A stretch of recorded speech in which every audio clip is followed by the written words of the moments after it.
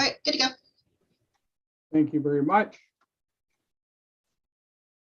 Calling to order the City of North Pole regular meeting for Monday, May the 16th, 2022 via Zoom. And I'm in my office here on 125 Snowman Lane. It is 7 p.m. Madam Clerk, please call the roll. Mr. Keller? Here. Mr. Claus? And I see he's here. Here. Mr. Kramer? Here. Mr. Skips? Here. Mrs. Welch? Here. Mr. Jacobson? Here. Mr. Mayor? Yes, I'm here. Thank you. And Madam Clerk, would you please lead us into the Pledge of Allegiance?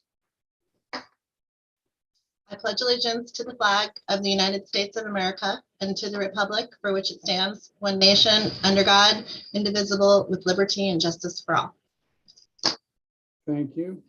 Councilwoman Welch says she would like to do the invocation. Please go ahead.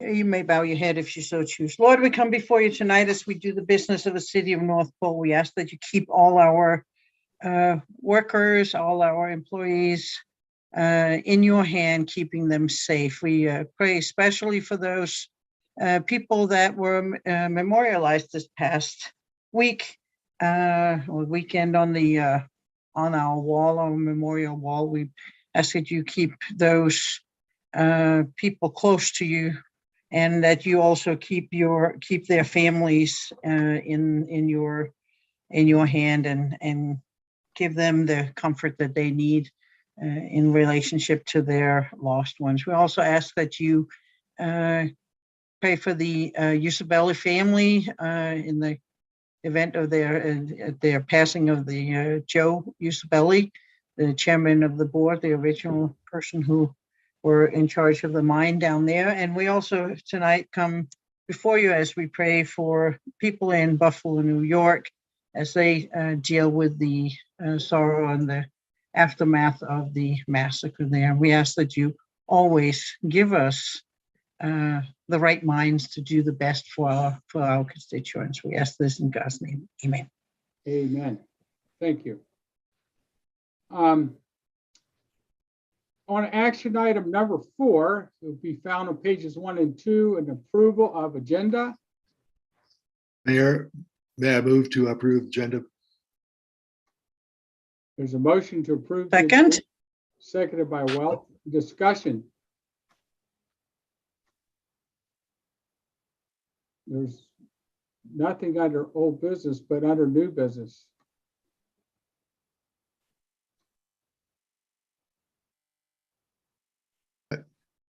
Mayor, I understood under new business, we were maintaining item A.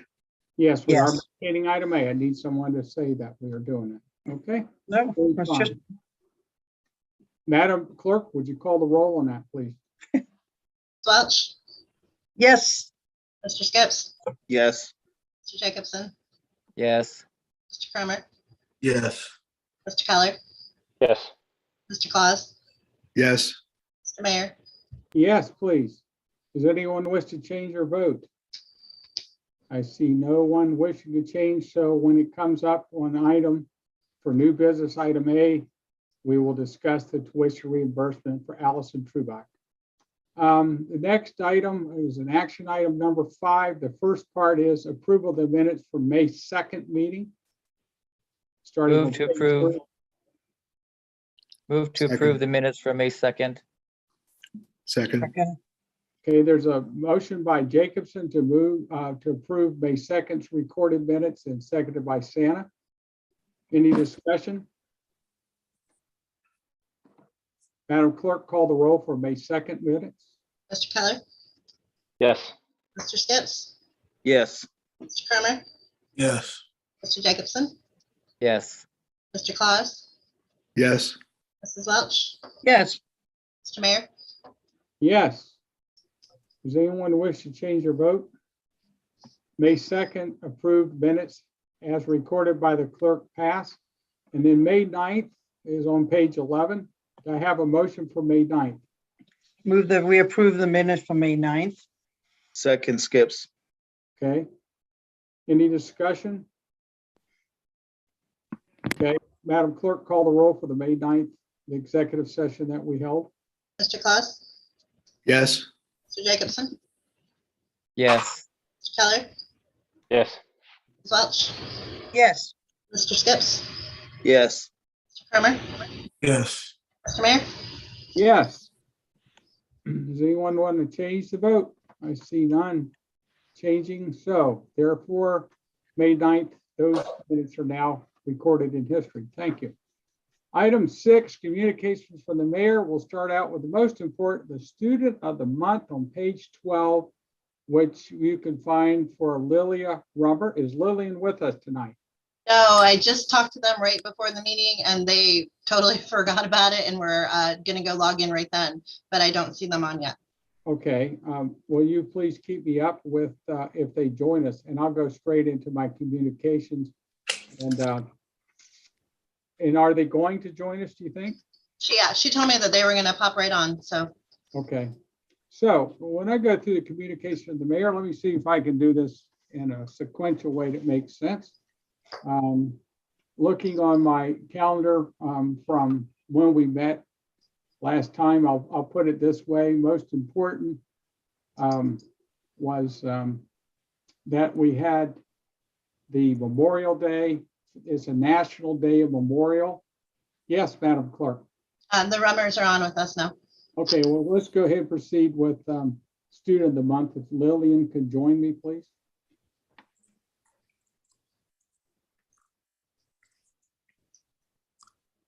Hello, Lillian, can you hear me okay? Yes, I can. Thank you very much. And who's with you tonight, Lillian? My mom. Okay, Hello. Lisi's with them. Hello, Miss Rummer. How are you? Hi, good. Very good. So this is from the Office of the Mayor of the City of North Pole, a proclamation. Whereas Lillian Rummer is a senior at North Pole High School, is the daughter of Lacey and Brandon Rummer. And whereas Lillian is actively involved with the North Pole High School Choir and spends her time as a volunteer with the children's program at Summit Church. Whereas Lillian has also worked a part-time job, all while she maintains her grades for graduation. Whereas the City of North Pole desires to recognize the outstanding students in the community, now therefore I, Michael W. Welch, Mayor of the City of North Pole, do hereby proclaim that Lillian Rummer is the North Pole City Council High School Student of the Month for May of 2022.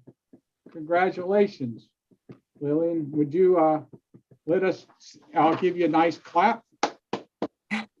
Thank you. And would you then also at the same time entertain a question? So did you start with the high school in 2018 or 19? 2018. So if I say Hanson, do you know who I'm talking about? No. Bruce Hanson? I know who you're talking about. He has subbed before, but he wasn't there whenever I first showed up. He wasn't there when you were a freshman, huh? No. Because I think he was the 2019 Faculty of the Year for the state, I think. But I may be off a year. He may have already done that before you came on board. But we always talk about Hanson this and Hanson that. So I thought I'd put you on the spot if you knew him. So where are you going to go to school now? I'm taking a year off, but then I'm going to go to UAF just to get my general ed knocked out. Okay, very good. So you keep yourself busy, and thank you for doing such a good job. You may stay with us if you want to. You're not required to, but if you like, you can ride along with us tonight. Okay? Okay. Lacey, I hope you take your daughter out and do something nice with her for being student of the month there, okay? We are so proud of her. She is such a I- great kid. Yeah, she seems like it. Congratulations. Yes, thank you. All right, good night. Good night. We're going to go on now for communications for the mayor. So going back to many things have come up since we met in our session on the 9th of May, but most importantly on the 12th of May, that was a Thursday, I was at a place called Aurora Point. You go out Cheetah Hot Springs Road, near Fairbanks, you go up Funk Road and you go up some real slippery, rocky, muddy stuff to get to Aurora Point. And that was where the 354th had a pretty good private celebration for the Civilian Advisory Board and all the big suits from Lockheed as a pre-celebration to what we did the next day at Eielson. So I did get up there. I had a very good time with some of the folks. Some of them I had met at the factory back in 2019. So I hadn't seen them since my wife and I went down to Lockheed Factory, but it was pretty good all in all. It was a 2-3 hour long event. On the Friday the 13th, and I'm not going to take Chief Dutra's thunder away because he'll talk a little bit about it, but I was able to be there for what has been in effect since John F. Kennedy was president in '62, and that is the National Police Memorial Day. So everyone from 1897 up to the present, every name was read out for every U.S. Marshal all the way through Fairbanks Police Department, anyone who's been killed in the line of duty, including Gabe Rich and Scott Johnson, for the park is named for those two. So it's not everyone on the wall because people on the wall are also military, but this was for the fallen in uniform police officers. I was happy to be able to be a keynote speaker and give a 3.5-minute take on Gabe Rich.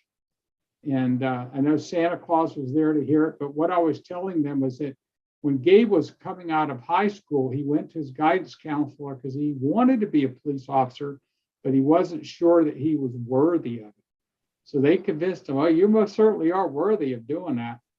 And I remember shaking his hand as we generally do when they go around the dais when we brought him on board in October of 2008.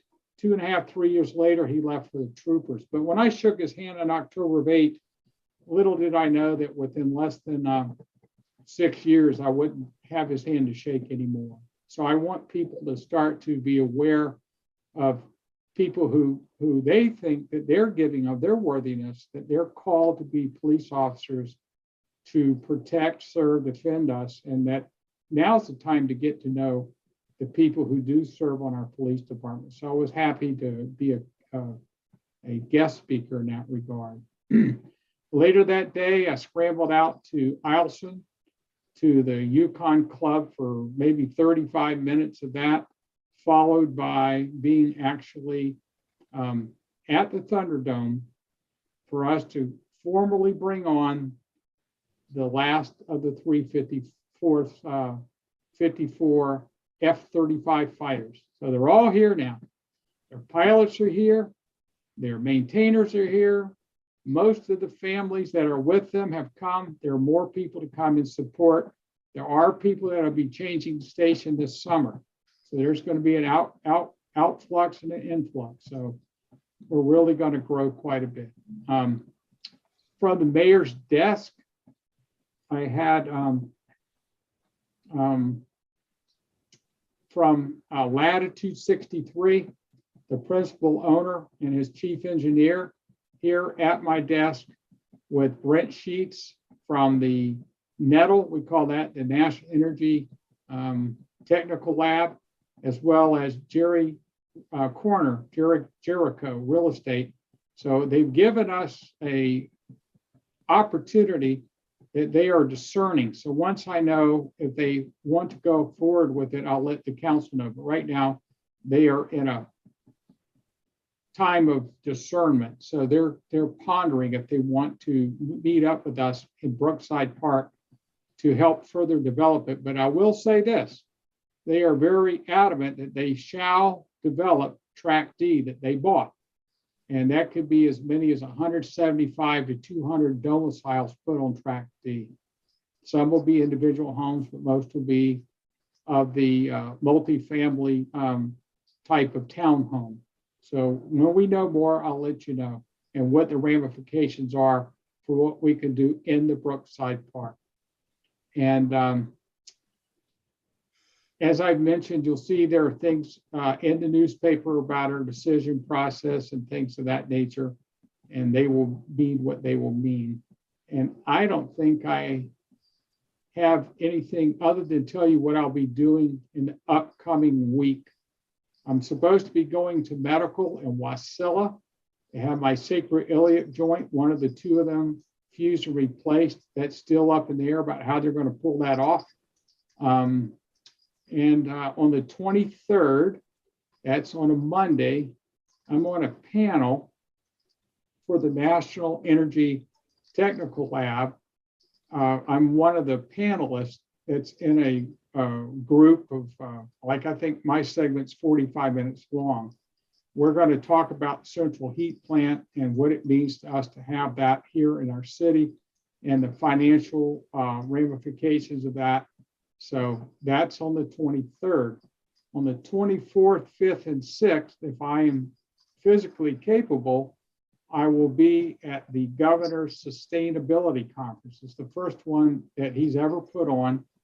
There are many, many speakers. You can pull that up if you care to look at it, but it's like 9 hours every day. It's quite a long day.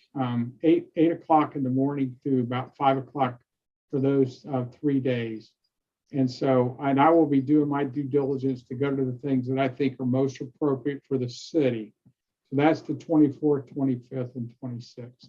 I'll remind you, if you want to get to meet him, Danny Wallace is the director of city services. He comes on board May 25th after 1 o'clock. So you may certainly meet Danny here if you'd like to. And that was quite significant. I shared that information with Borough Mayor Bryce Ward today. He's very happy that we've got someone of that caliber, excuse me, and on the calendar, that we have on the calendar for coming in at 1 o'clock on the 25th. Give them a chance to land, but I sure hope that you'll find a way, if not on the 25th, somewhere on the 26th or 7th, even if you just call him. And his phone number will be 488-8594, I believe, 488-8594, I think. So, and in the front office, the accounting staff has gone to Indianapolis. I think they're going to be running the pace car around the 500 track. Actually, they went to Indianapolis for training with the current system that we do with tiling. So that's Tricia, Michelle, and Melanie. Melanie's gone because she's the accounts receivable clerk for all our billing. So those three will be down there for 3 days. So the front office right now is being maintained by Teresa Parsons, Melissa Dion, our clerk, and Ellie Glad. So that's enough of that. And I will now go to item number 7, council member questions of the mayor.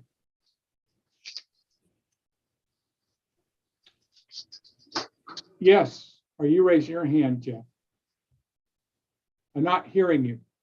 You're muted, sir. Sorry about that.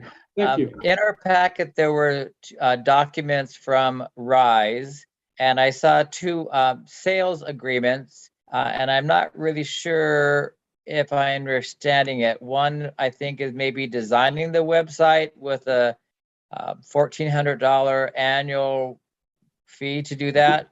And then another one that's closer to $7,000. I'm not sure if that's for, it says it's hosting our website.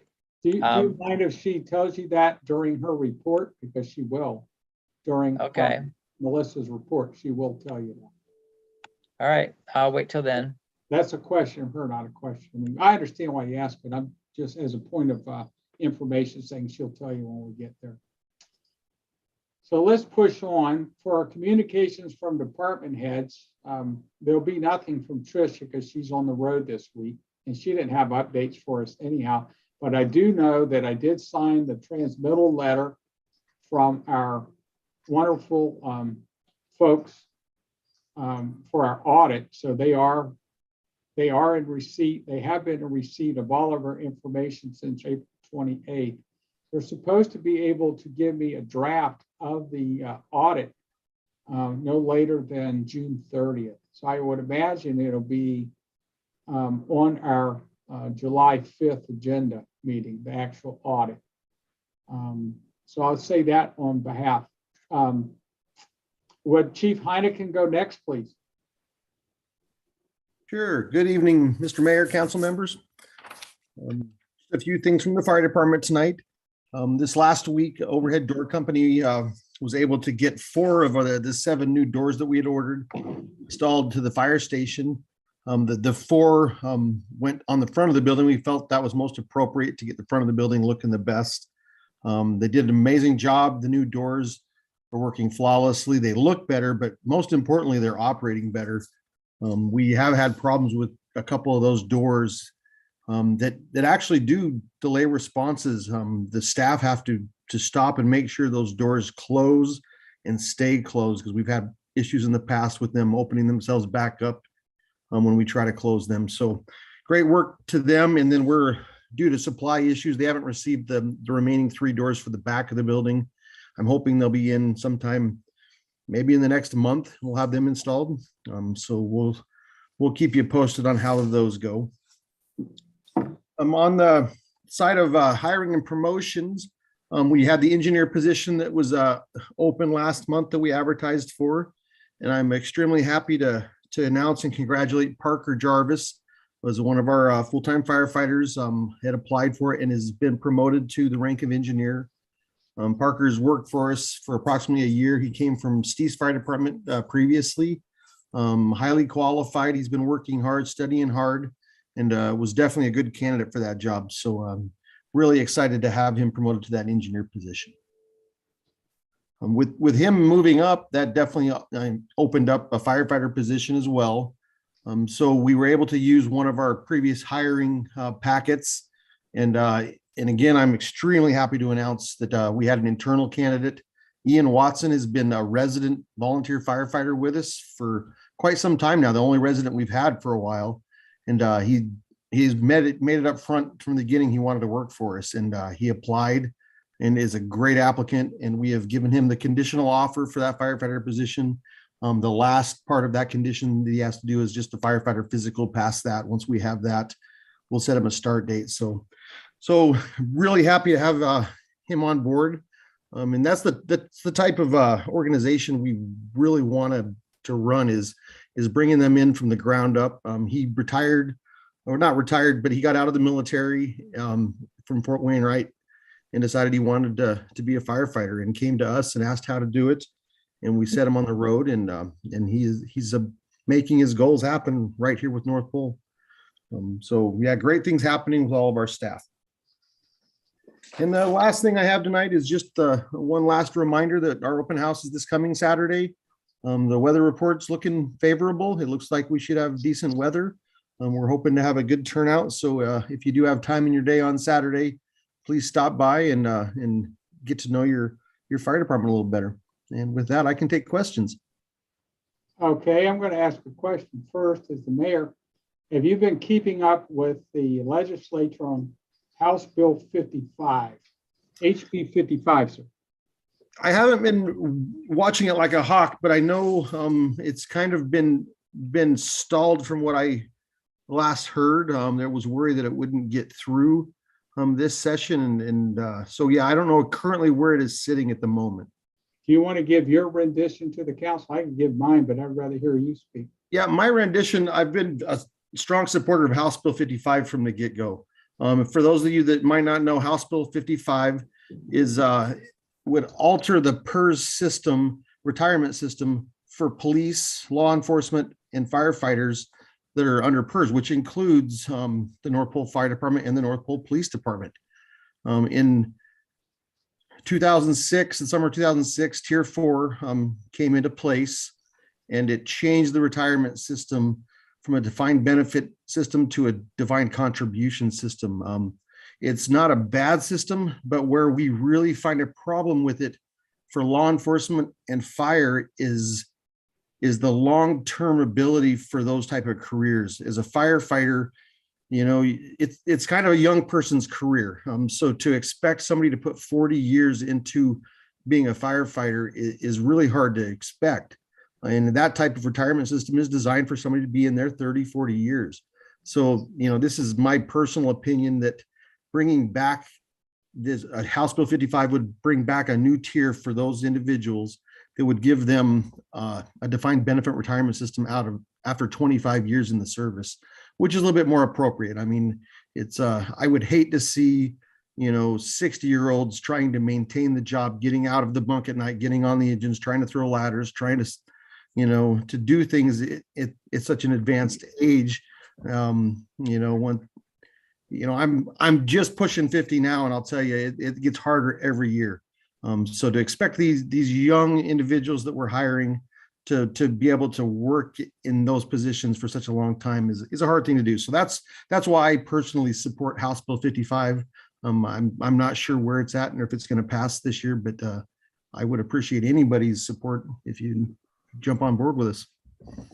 Yeah, I'll just give what I know so far. I don't believe it will pass because they haven't found a way to fund it, nor have they found a way to fund the nearly $17 billion of tiers up to tier 3 for unfunded liability as it is. So they don't know. They can't fund what they've owed. It goes all the way to anybody hired before July 1 of 06.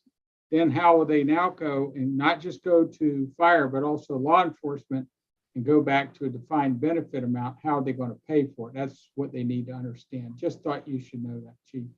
And that's how I'm following the bouncing ball on HB House Bill 55. Thank you. Questions for Chief Heineken, please.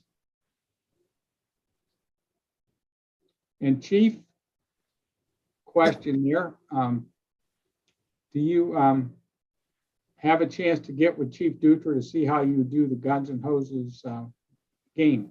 No, I haven't. I really haven't had much talk from our side of people. We don't have a lot of ball players, to be quite honest. But yeah, I know Chief Dutra was out with training, and then I was out all last week. So yeah, I haven't had a chance to speak with him there. Okay, if you'll avail yourself to get together and see how y'all could do it. I think you need 9 people. Yep. That's it. That's a lot of people. I know that is. So, but just to keep that in mind. Hard for the police department also. I realize that it is, given the current staffing. And when is Michelle's last day? Michelle Myhill, do you know?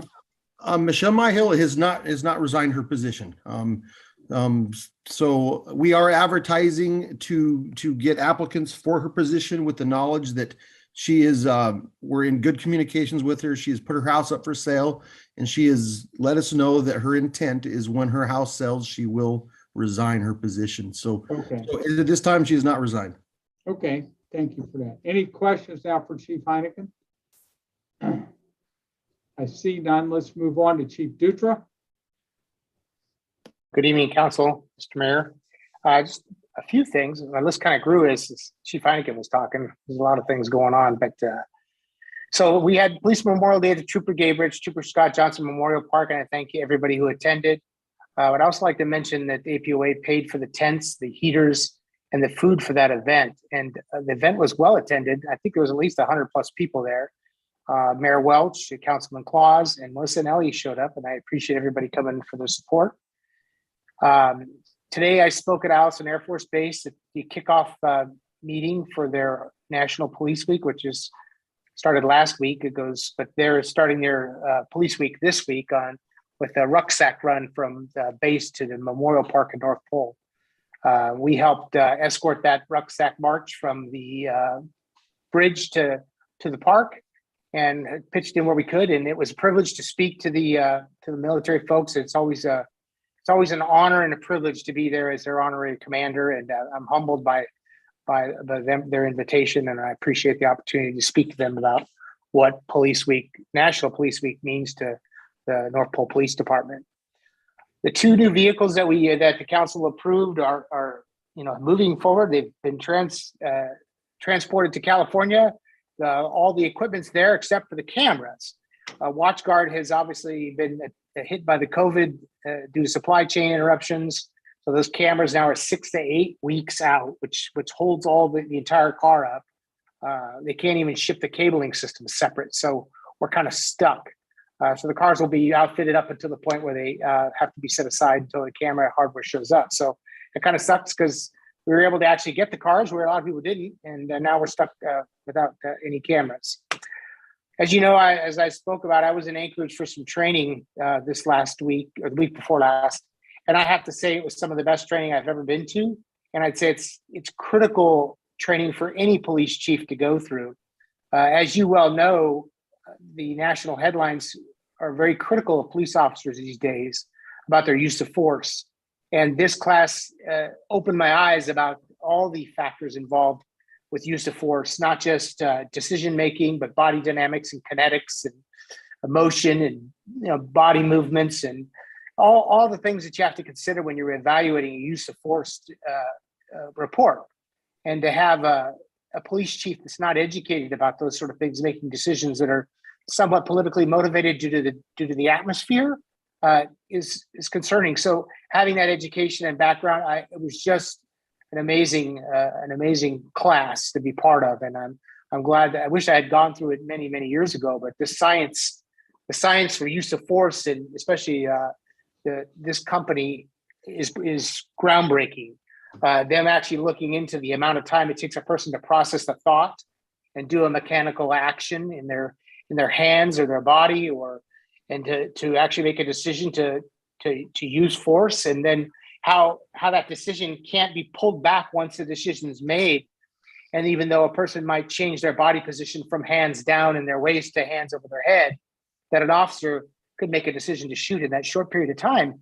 And we had the public, outcry to persecute folks without all the facts. And this course actually teaches you a little bit more about what's involved in making those decisions. So I can go on and on and on, and maybe one of these days I'll share with the council some of those slides because they're pretty critical for the council to understand as well.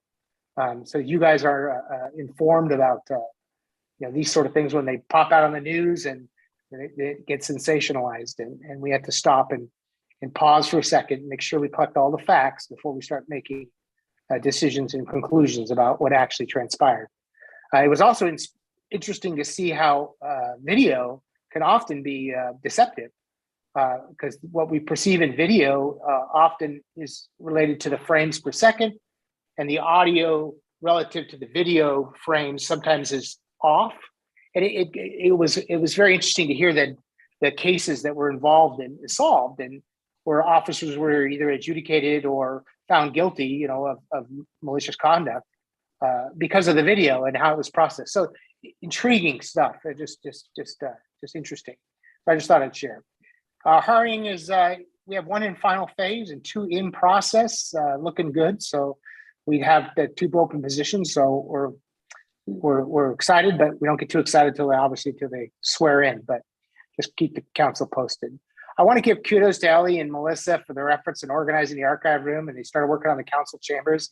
I personally think it's amazing to see the energy and enthusiasm coming from those two. It's just a breath of fresh air, and they're both going full speed ahead on a lot of critical projects that have been held off for a long time. And I just want to make sure the council knows that these two are just a dynamic asset to this organization, and I'm excited to see where things are headed. So thank you both for that. Last, I want to mention that the torch run is at Chino Lakes on 10 a.m. on Saturday. So that means you can go run a 5K and then run to the fire department to get your hot dog, and you'll be in good shape. That's all I have. How about questions for Chief Dutra? I do have one. I wasn't able to tag up with Detective Lockwood about the torch run. Is he himself trying to raise money? I know they get a certain amount. Do you know how he's been doing with that? You can go online and see the torch run. I'd have to go pull it up to see what they're actually at. Okay. For donations. The last I looked, it was around 300, but that was a week and a half ago. So Okay. our goal was 500 for this particular group, and I'm going to go out and run it. I'm going to go out and limp walk it. I probably won't run it, but I'll do my best. But you can donate online. So for the person who's going to limp and walk it, who has questions for the chief? Anyone questions? I had a Okay, question, yes, go Mayor. ahead. Mayor. Hey, Chief, with that training that you had in Anchorage, how often does that come to Alaska, or most likely to Anchorage because that's the biggest hub? The company that put on this training here was called Force Science, and I can't imagine they're cheap, so not very often. These folks are at the top of their game, and they're like I said, they're leading the field in this study of use of force, and it's yeah, it doesn't come very often. I don't think I've ever seen it come to Alaska. But again, like I said, this stuff's pretty cutting edge. So last decade, I'd say that this stuff is started to evolve. Hmm. I was just curious, with the size of our force, would it be beneficial to kind of plan within the next few years to send someone to one of those seminars? Yeah, so not just you.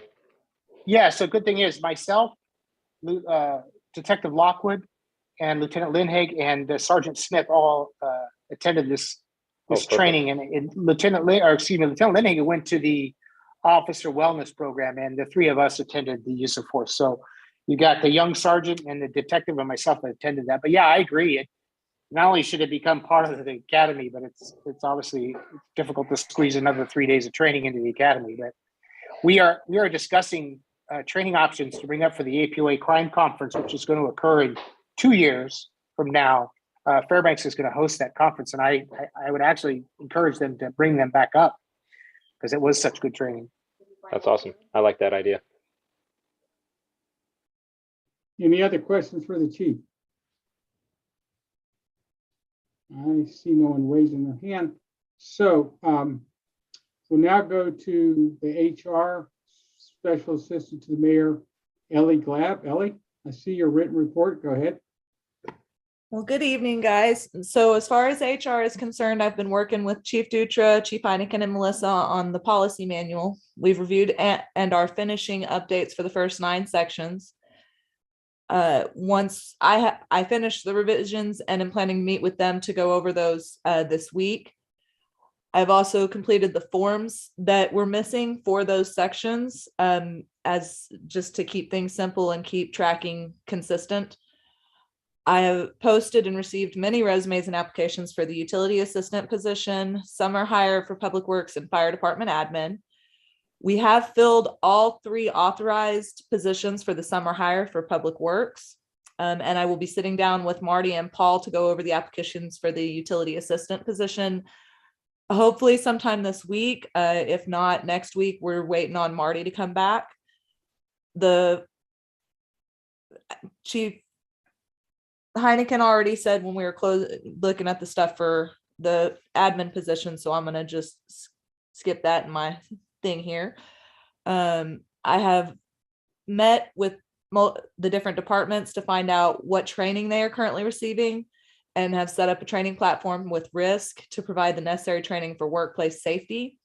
I've sent out the first training to all staff, including the council, to complete 1 a month. Most of the trainings are less than 15 minutes long. I'm notified when each person completes the training. I have also added training for both utilities and public works based on discussions with their department supervisors. So with that, if you haven't seen that come into your email, and I'm going off the emails I had available to me in our address book at the City Hall, check your spam folder because we've noticed that some of those are ending up there. Other than HR, I've also been handling the Moose Creek project in wait for Danny to start.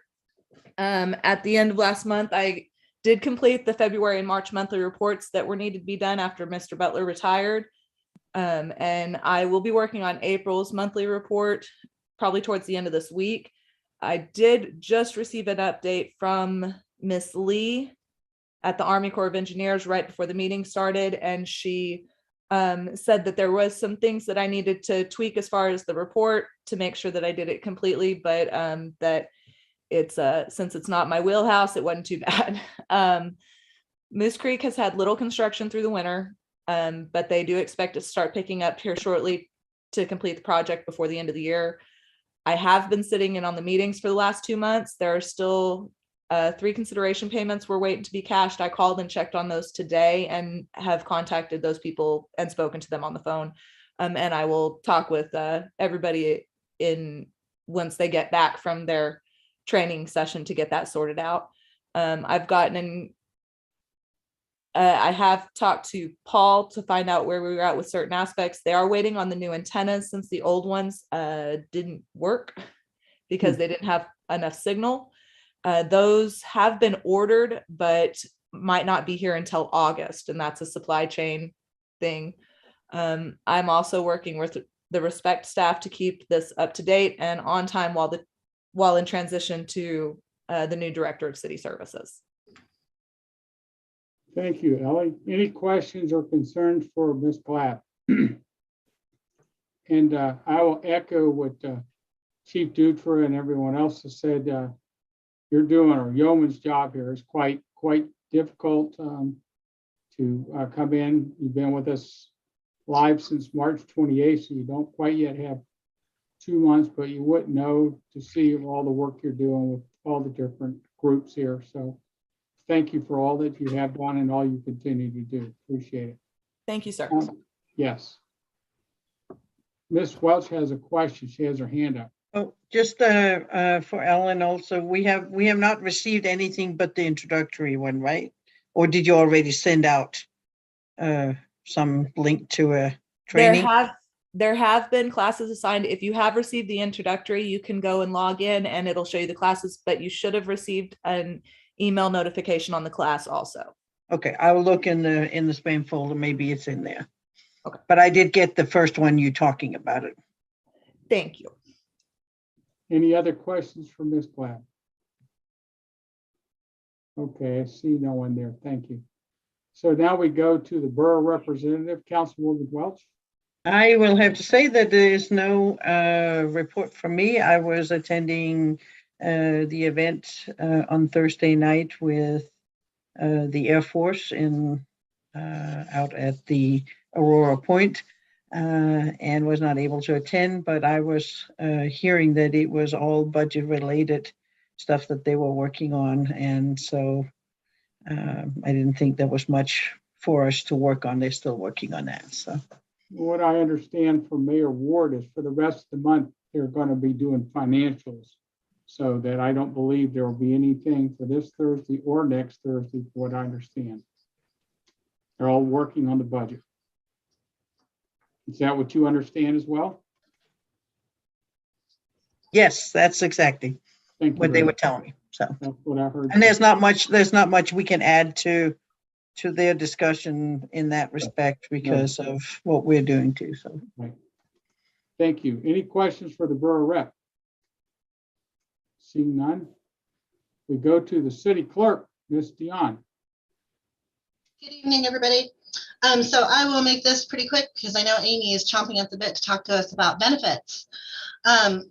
So just a reminder, I'm out the beginning of June, 4th through the 12th. I will be back here in the office on the 13th. Ellie will be covering the meeting. Everything else, the packet and everything like that will remain the same from me. So no change there. So to answer Mr. Jacobson's question, I did include 2 revised agreements. I had only intended on giving you the one, which was the first one with the 4,900 total. That is utilizing one of their stock kind of canned outline or layouts and stuff like that, of course changing it and making it our own and stuff, but basically the layout and everything already exists. They would just be putting our stuff into those, and then I was all set to just ask you guys to go ahead and go forward with that when Rob kind of threw me a curveball the other day. So Rob is the salesperson from Revise, and he really wants this website. So he said the idea of having the North Pole, Alaska City Council website is super like they really want it. So he made us a super good deal and knocked off about $5,000 off of a custom website. So that's what the other quote is. It's about $4,000 more, and then it is $500 more to host every year. So like I said, I really was trying to make this clean cut and easy for you guys, but Rob kind of threw me that the other day, and I thought it was such a good deal that I should probably mention it to you. So he did mention, you know, if we go ahead and do this, that we will be getting a lot of coverage because his, you know, his company having the North Pole Alaska website it is a big thing for him, and he said, you know, he's going to include it in his media, like his, you know, outreach to other companies. He's going to include it like in his sales pitches and stuff like that. Like, look what we did. So I kind of thought that was kind of cool and kind of some good coverage for us. So it was definitely worth mentioning to you. Any questions for the clerk or comments, kudos, whatever? Thanks for carrying so much weight, Melissa. I have a question. Okay, I couldn't see you. Are we locked in on that price, or is it going to go up? Yeah. The prices are going to go up the more we wait. No, like yearly, like we're getting this huge discount this year. No. So the $1,900 moving forward is just the hosting and the security and updates and, you know, all of that. So if we do that, we're actually it's gonna be a 5-year agreement. So we'll that one-time fee that they're giving us a really good deal on is just that. It's just that one-time fee. It's that one-time design fee to create it all, because they're going to start from scratch instead of from this canned. Okay. Did that answer your question? Okay. So, all right. Jeff, I see your hands raised, or thank you. Go ahead, Jeff. Yes, Melissa, I would encourage you to go with the more expensive option. I think having a custom-made website for just a few $1,000s more is well worth it. And, you know, $1,900 or $1,400 a year for hosting and maintaining our website is nominal. So I think the more enhanced one would be better for us. Yeah, I was super excited. Honestly, I the first time I listened to their little sales pitch, like I immediately gravitated towards the canned one, because I just didn't think I was going to be able to justify, you know, $12,000 to $14,000, and that's how much it was for this custom site. So I was super excited when he was able to offer us that good deal on the custom one. And I also did include a lot of information. I know the mayor had some questions about, you know, security and stuff, because cybersecurity has obviously been an issue for us. So I did include some additional information that Rob had sent me about the servers and about security and stuff, so everybody can feel confident with what they offer us. And I see, did that answer your questions or your concerns, Jeff? That addressed? Yes, it did. Yes, it did. Thank you. I see Steve Dutra has his hand raised. Chief? Mr. Mayor, thank you for letting me speak again. I forgot to mention a pretty big event that occurred on the 12th. Senator Myers forwarded an amendment for our interior training facility, and it was voted on and voted down. The yeas on that were Costello, Holland, Hughes, Kawasaki, Myers, and Shower. The nays were Begich, Bishop, Gray, Jackson, Hoffman, Keel, Chichi, as I guess they, Olson, Reinbold, Revock, Stedman, Stevens, Wilczewski, Wilson. I just want to make sure the council is aware of that, and we're going to push forward with either an education campaign or at least reach out to these folks that oppose the funding of the range, which obviously failed 6-13. So just want to make sure the council is aware. I do want to thank Senator Myers for bringing that forward. That was a huge lift, and I really appreciate it. That's been our 3rd year in a row that's been a legislative priority, correct? That's correct, sir. Thank you very much. Chief, you can lower your hand now. Anyone else has anything thing for the clerk. Mr. Mayor? Yes, Oh, I wanted to know if our computer IT people are gonna, what they think about this particular, especially on the, what am I trying to say here? Especially on the cybersecurity side of it. Are they gonna be consulted or see this to see if this is appropriate and fits in with their system that they put in place? So I talked to Rob when the mayor first came to me and told me that he had some questions about it. And I talked to Rob, and he said that there's really no reason to include ampersand, because the moment that you remote into the website, it becomes becomes their security, not ampersands. So it's not going to live on any of our servers. It lives on their servers. So the moment you log in, it hits their security and not ours. Does that make sense? Okay. thank you very much. Anyone else for the clerk while we have her here? Thank you, Madam Clerk, for a great report. Go to item 9, ongoing project reports, and we have with us Amy from Risk. Amy, you're on pages 32 to 88. I'll let you go ahead and start. Well, thank you very much, Mayor. And just to echo some sentiments, working with Melissa and Ellen has been fantastic. They've been great partners, and I look forward to continuing our efforts together. For those of you that I haven't met, I work with Risk Consulting and partner on the employee benefits package. And we met in a workshop a couple weeks ago. So just to be mindful of everyone's time, I'm going to go through more of the decision points that we have laid out today. I'm happy to go into more depth and address questions. I know it can be a bit complicated and almost a bit of a foreign language for those individuals that aren't as familiar with the nitty-gritty and specifics. But a lot of what the decision points that I'm presenting today really came from working with Melissa and Ellen and their feedback and their passion of what they want to do for the city. And so I just am really excited to be able to present this to you in whatever capacity the council would like to move forward in implementing or lack thereof. I am excited what the future holds working with them. So I'm going to go ahead and just share my screen, unless you guys have this on your end and would prefer me not to.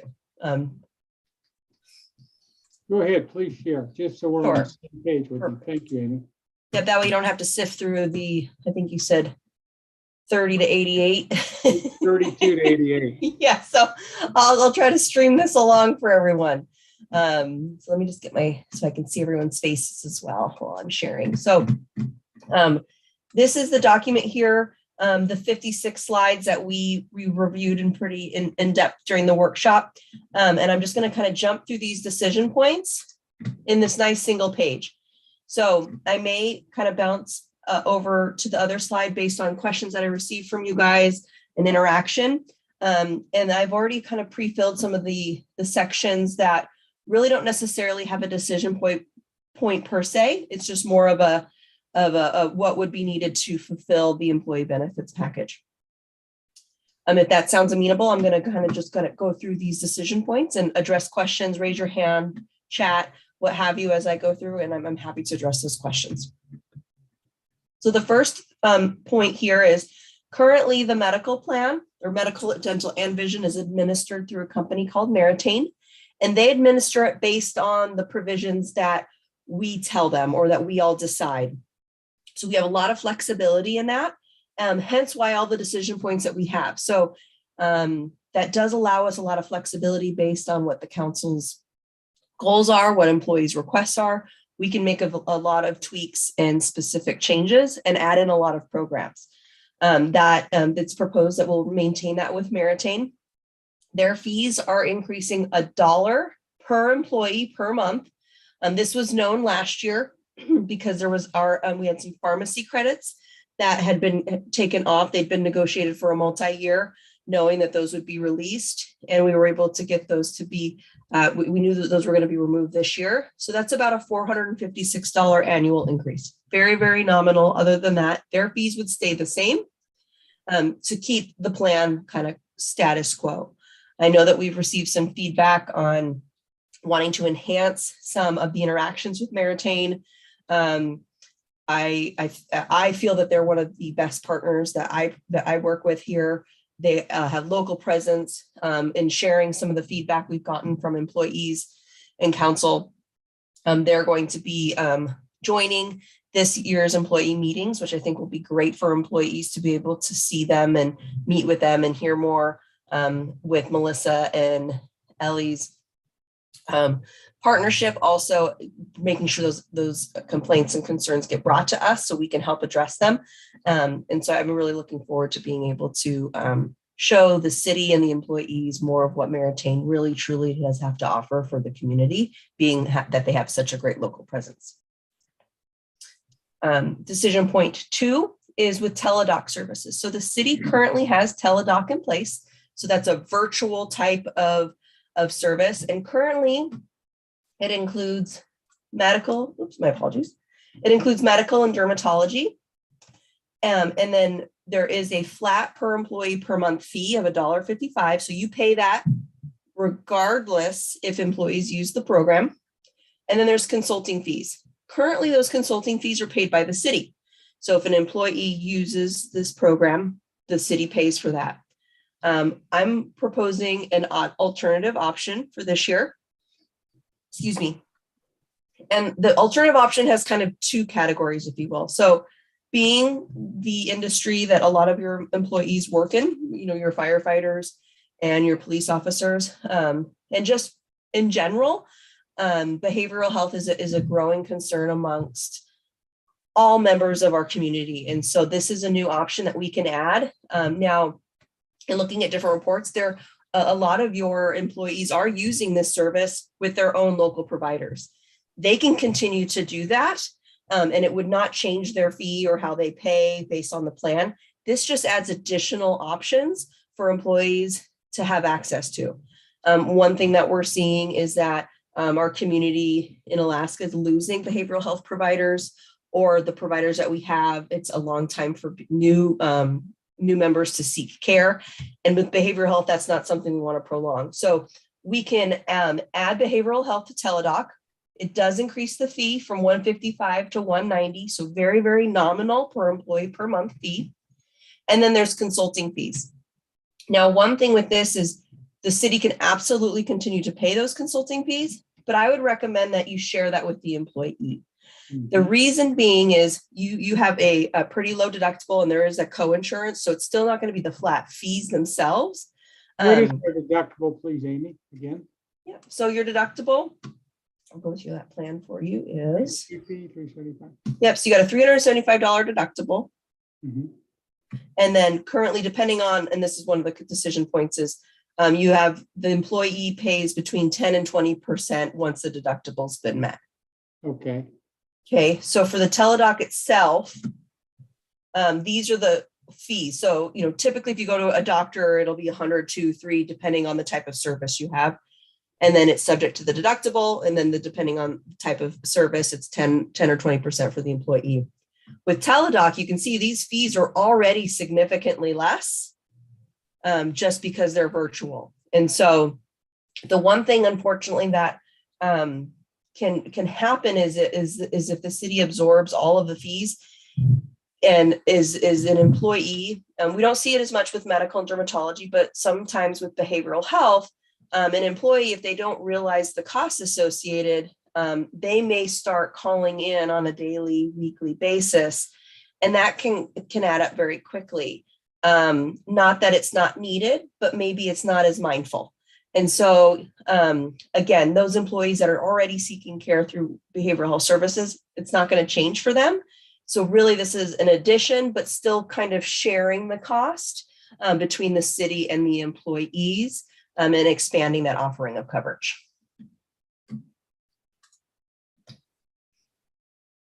So essentially, it would be an increased spend of about $160 annually to add that per employee per month behavioral health cost.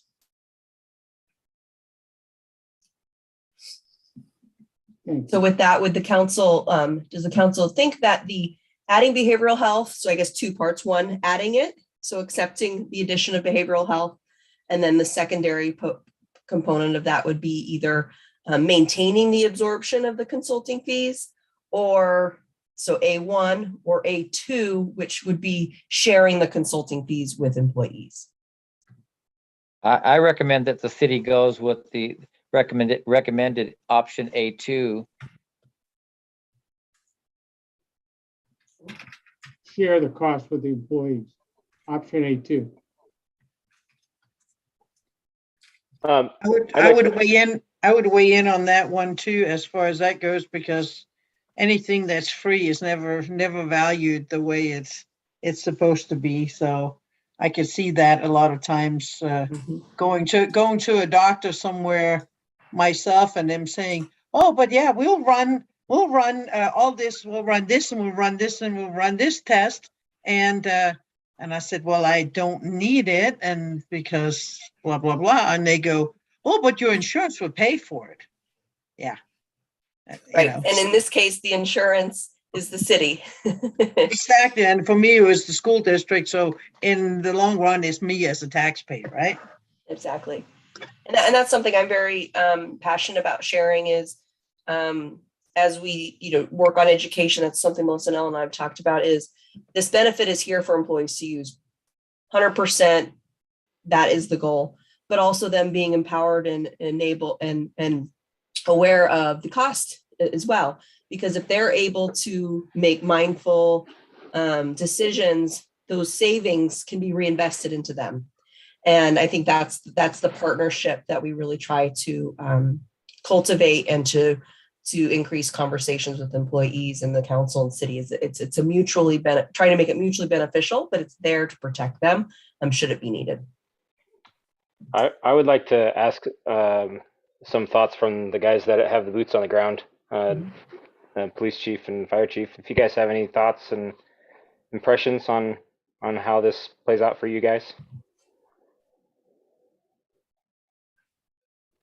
Chief Dutra, Chief Hennigan. I was yielding the floor to the fire chief, but I'll go first. Yeah, I think A2 sounds like a fair. After listening to what Amy said, did I say it right? Is Amy correct? Yeah, what Amy said, I think I concur with Councilman Jacobson. That's the best solution. Thank you. And I would also, say that is exactly what I personally would have went for too, is that option A2. When looking at any of this, I always try to wear the two hats as the employee and as a citizen, and being fiscally responsible. And I think that's a good point, that putting enough cost to where the employee realizes that there is a cost for the service is worth doing. Great. Awesome. Thank you, Chiefs. The third decision point is with Bridge Health. So Bridge Health is something that definitely want to be exposing and re-sharing with employees now that people are traveling and more comfortable with that. So Bridge Health, what this does is it is a recovery benefit. And so you may not have access to these types of services in North Pole or even in Alaska for that purpose.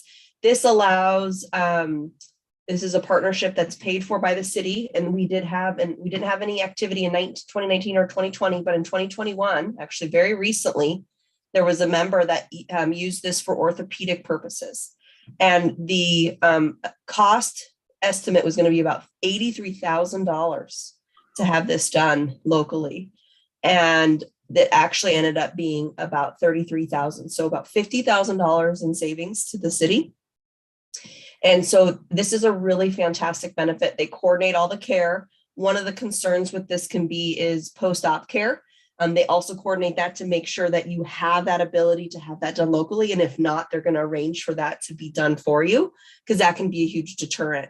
And so something that we're seeing with this and wanted to bring to the table that I know the team was really excited about considering the savings that this can promote is offering a recovery benefit in the amount of $1,500. Obviously, that could be significant to an employee, but very incentivizing to the city if the savings are double digit, 50,000, and they typically are $10,000 plus, so that more than pays for itself. excuse me, if an employee is able to use this. And it is taxable. But what this does is it allows them, because a lot of times too with the bridge health is sometimes people are deterred because they need to put their animals, board their animals, or maybe their spouse is left alone with the kids. And there's those other costs associated with this travel piece that isn't covered, if you will, under the medical plan. So this can be a really great incentive. And again, it's only used when a bridge health is used.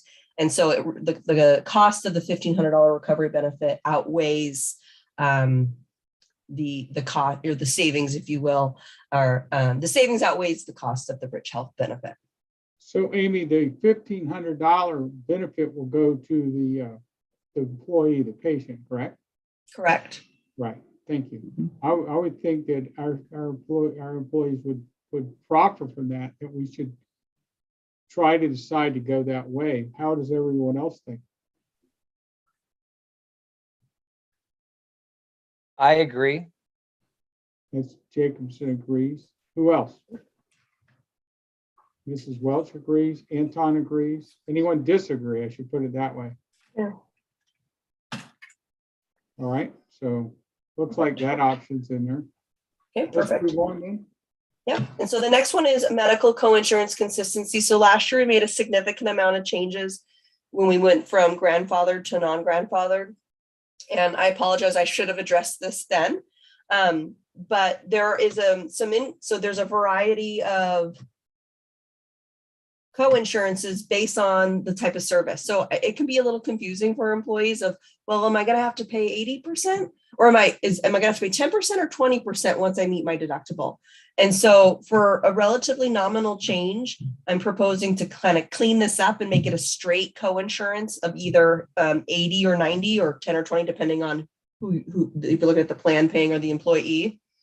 I think for the cost impact, my recommendation would be to go option A, which is to increase it from 80 to 90. That's going to feel as a positive to your employees and be a very, very less than a percentage increase in claim activity spend for the city to create that consistency. And I think employees really will see that value versus the alternative going from 90 to 80.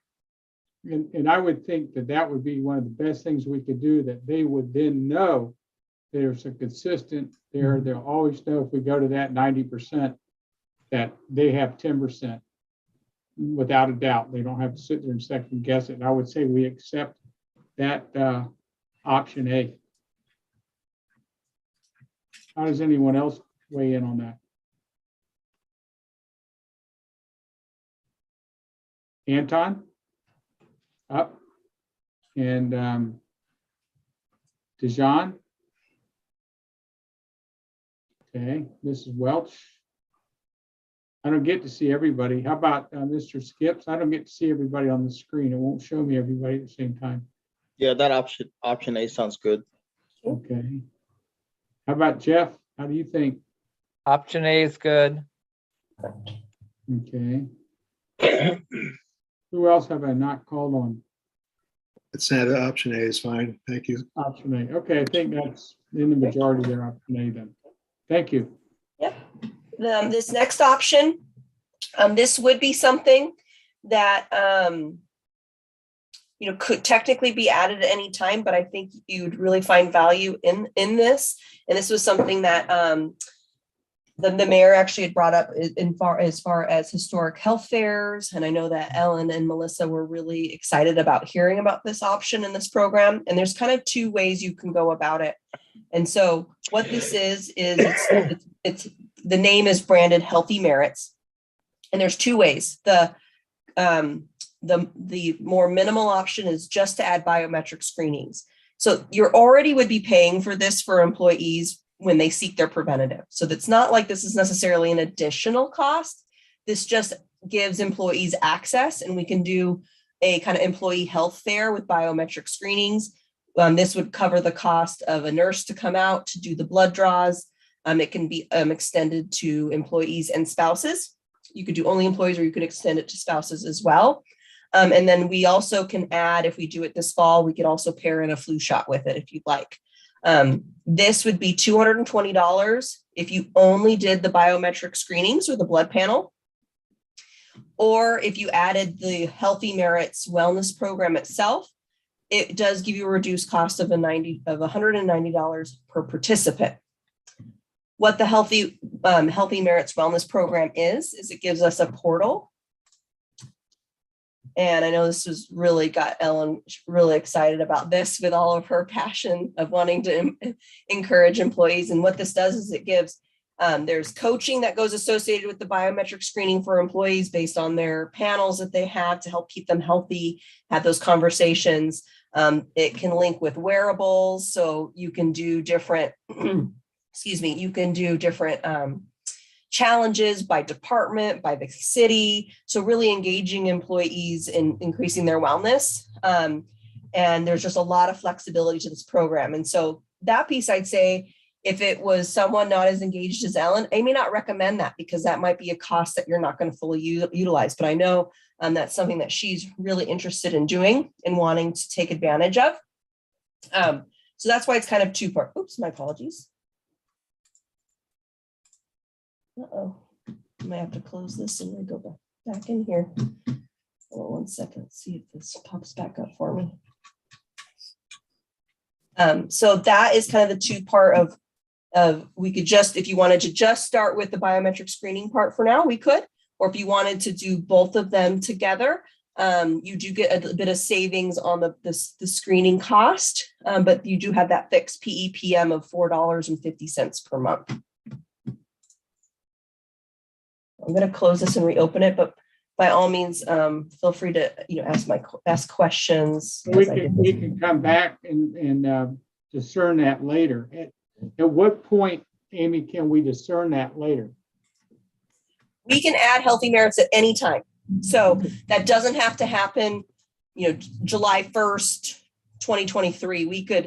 You could, if you wanted to let, if Ellen's got too much, if she's got a lot of projects on her plate right now and you guys want to hold off on that piece of it, or the whole component, we can postpone and revisit in 3 months, 2 months, however you'd like to do that from a budgetary or revisit standpoint.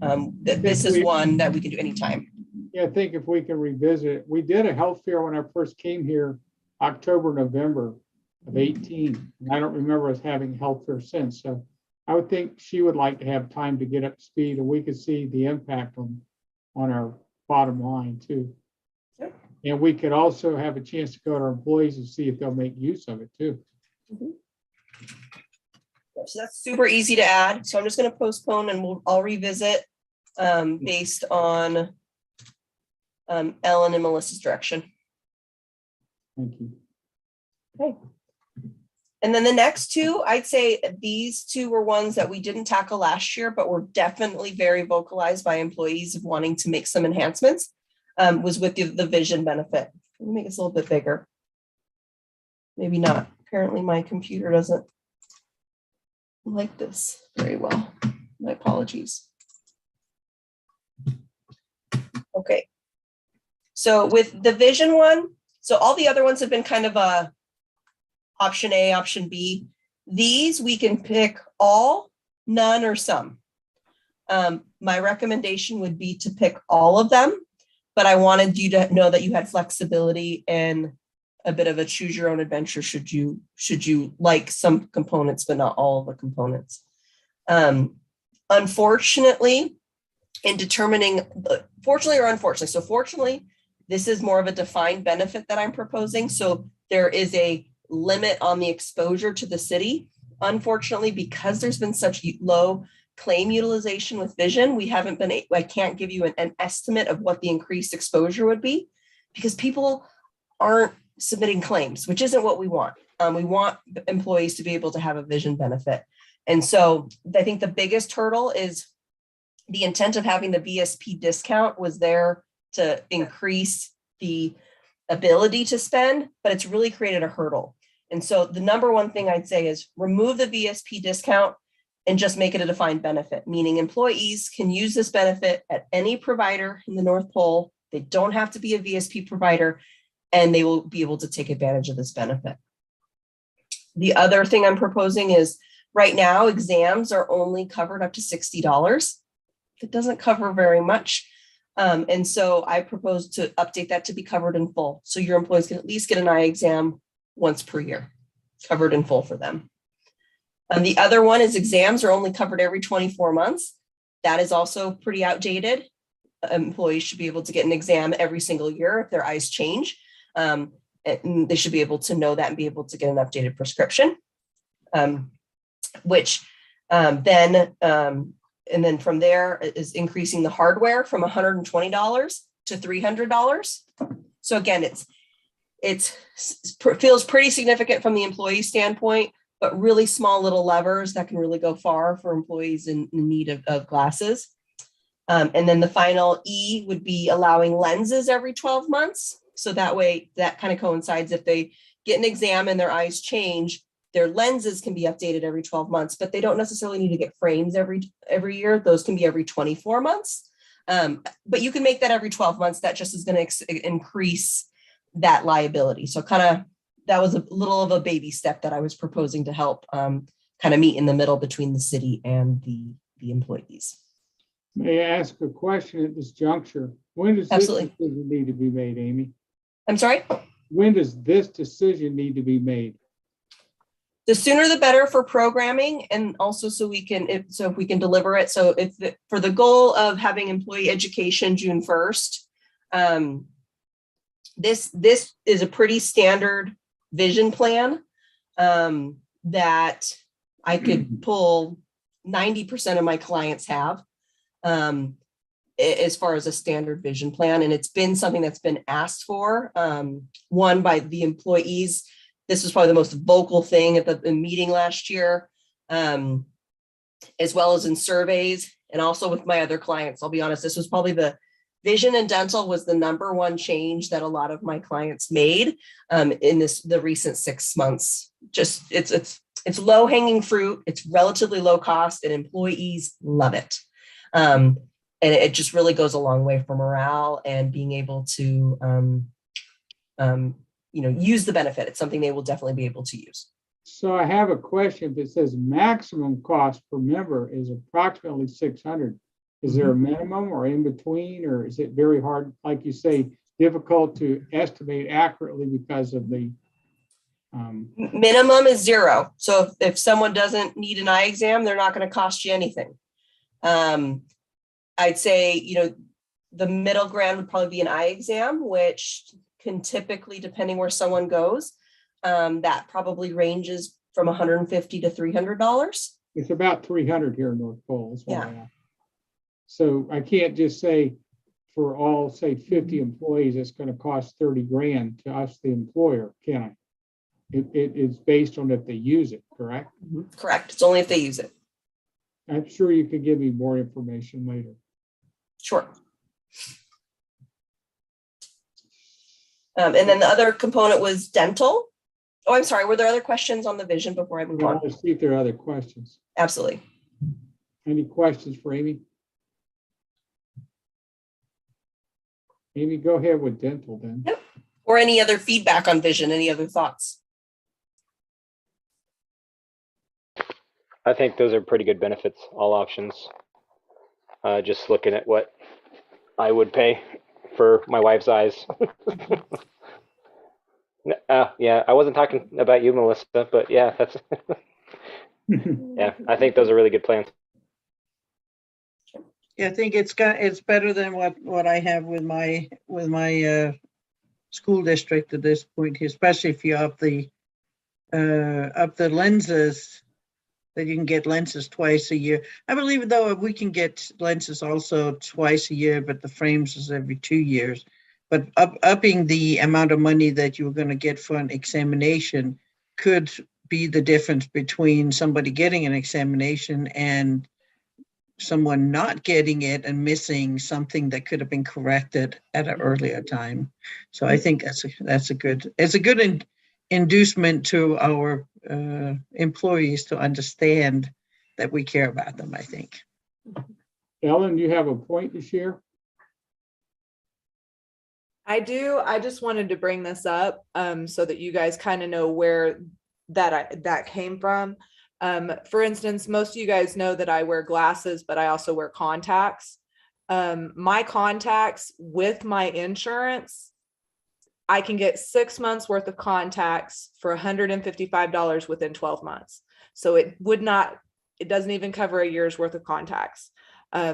So as an employee, this would be a big deal because I have had issues with my eyes for extended wear on my contacts. And if you've got other employees doing that just because they can't necessarily get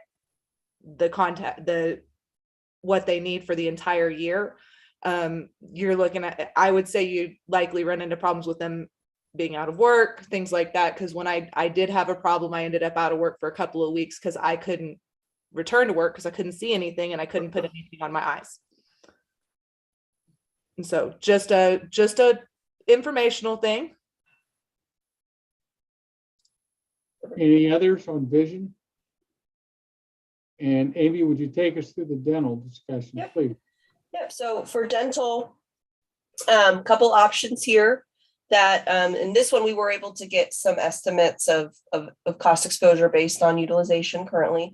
So the first piece, so currently I'm gonna hop over here just so you can see the dental. Because I think that will show over here. So currently the dental plan has a $50 deductible, $150 family. And preventative is covered in full, but it comes out of the annual maximum of $1,000. So another thing that kind of goes quickly. And this is really, if you were going to do either of these, excuse me, my apologies. I would adopt A, 100%. And what this does is it removes your preventative services out of that $1,000. So essentially it leaves that $1,000 for things that hurt. Because what we found is if you have an annual maximum and someone uses, they're going to take care of the fillings, the things that hurt because they have to. And if they do that and they run out, they're not then going to get their cleanings and exams, which is then going to likely lead to more dental needs. And so this is a really, really wonderful option. And it would be about a $4,500 investment, but I think would be really well received. $1,000 is a bit low for an annual maximum considering the cost of dental care, especially in Alaska. So that's why I was also looking at, okay, what if we upped that to $1,500? So kind of even more bang for your buck, if you will, for employees. That does increase the annual spend, $6,800. Per employee, right? No, this is total. Oh, total. That's not bad at all. Yeah, that's total. Yeah, for that 7, I would go with option B myself. My employee benefits with school district is up to $3,000 just for in comparison. But it does also, that $3,000 does include the prevention side also, but. And with my federal, what we call benefits, my benefits through GEHA is up to $5,000, but it also includes preventive. So I have up to $5,000. So mine's what I pay out of my pocket, and it's for myself and for my wife. Is pretty good, but I pay for it too. The feds pay nothing; I pay it all. So I expect the money I pay should cover it. It's about $121 a month is what I pay. And so I'm very well covered for preventative and for restorative and all of that. Any other questions or feedback on the dental? Or are you in agreement with that option B? Does anyone want to give any input? Jeff, option B, what do you think? I think that's great. That's pretty good for 45, 50 employees. It's about $130 to $180 annually per employee. Yeah. That includes spouses also, Amy? That's based on all claim activity. So anybody enrolled, that's the estimated change of those, Okay. the impact of those benefits. That's pretty good. Anyone else want to weigh in? David? No, that seems right. That seems good. Seems very good. There's not much of an annual increase on it, you know.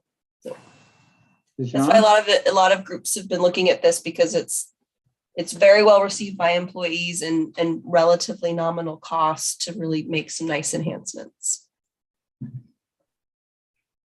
The next three, this is our stop loss. So this, I'm so sorry. I'm asking Dejan, what do you Oh, think? it sounds perfect to me. Okay. And before we go forward, do we want to go back and revisit 6 again? Because that's maximum cost per member. That's different there, isn't it, Amy? We're talking about $600 per member. That could become kind of costly, couldn't it?